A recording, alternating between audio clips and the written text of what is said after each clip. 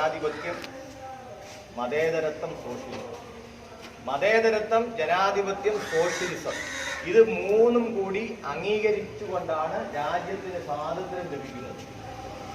മതേതരത്വം എന്ന് പറഞ്ഞാൽ ഏതെങ്കിലും ഒരു മതം ഔദ്യോഗികമായി രാജ്യത്ത് അംഗീകരിക്കപ്പെടുകയോ അല്ലെങ്കിൽ അനൗദ്യോഗികമായിട്ടോ ഒരു മതം രാജ്യത്ത് അംഗീകരിക്കപ്പെടുന്ന അവസ്ഥയില്ല. പൗരന്റെ അടിസ്ഥാന പ്രശ്നങ്ങൾക്ക് പ്രാധാന്യം നൽകിക്കൊണ്ടാണ് രാജ്യത്തിന് സ്വാതന്ത്ര്യം ലഭിച്ചിട്ടുള്ളത്. പൗരന്റെ നന്മ, രാജ്യത്ത് ഉള്ള ജനവിഭാഗങ്ങളുടെ നന്മയ്ക്ക് പ്രാധാന്യം നൽകുക, അവർ ഏതൊരു മതവിശ്വാസത്തിൽ, ആചാരത്തിൽ, അനുഷ്ഠാനത്തിൽ വിശ്വസിക്കുന്നോ അതനുസരിച്ച് സ്വാതന്ത്ര്യത്തോടുകൂടെ ജീവിക്കാനുള്ള അവകാശം ഈ രാജ്യത്തുള്ള ഓരോ പൗരനും.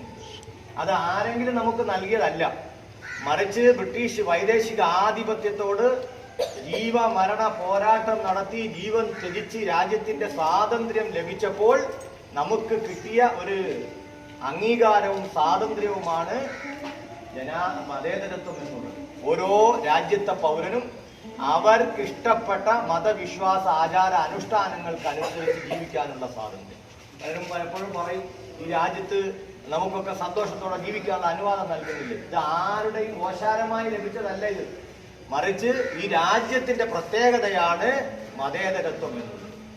രണ്ടാമത് ജനാധിപത്യം, ജനങ്ങളാൽ തിരഞ്ഞെടുക്കപ്പെടുന്ന ഒരു ജനാധിപത്യ ഭരണം രാജ്യത്തുണ്ടാവുക. ജനങ്ങളുടെ ഹിതങ്ങൾക്കനുസരിച്ച്, ജനങ്ങളുടെ താല്പര്യങ്ങൾക്കനുസരിച്ച് അവരുടെ നന്മയ്ക്ക് വേണ്ടി ഭരിക്കുന്ന ഭരണാധികാരികൾ, ജനങ്ങളാൽ തിരഞ്ഞെടുക്കപ്പെട്ട ഭരണാധികാരികളുള്ള രാജ്യം, അതാണ് ജനാധിപത്യം. സോഷ്യലിസം എന്ന് പറഞ്ഞാൽ സമ്പത്ത് ഏതെങ്കിലും ഒരു മുതലാളിമാരുടെ ഏതെങ്കിലും ചില വ്യക്തികളിലേക്ക് സമ്പത്ത് കേന്ദ്രീകരിക്കപ്പെട്ടിട്ട് സാധാരണക്കാർക്ക് ജീവിതം ദുസ്സഹമാകുന്ന ഒരു സ്ഥിതിവിശേഷം ഉണ്ടാകാതെ പൊതുമേഖലാ സ്ഥാപനങ്ങൾക്ക് പ്രാധാന്യം നൽകിക്കൊണ്ട് ഇവിടുത്തെ പാവപ്പെട്ട ജനവിഭാഗത്തിനും ജീവിതം സുഗമമാവുക, മുതലാളിത്ത സമ്പ്രദായം ഇല്ലാതാവുക.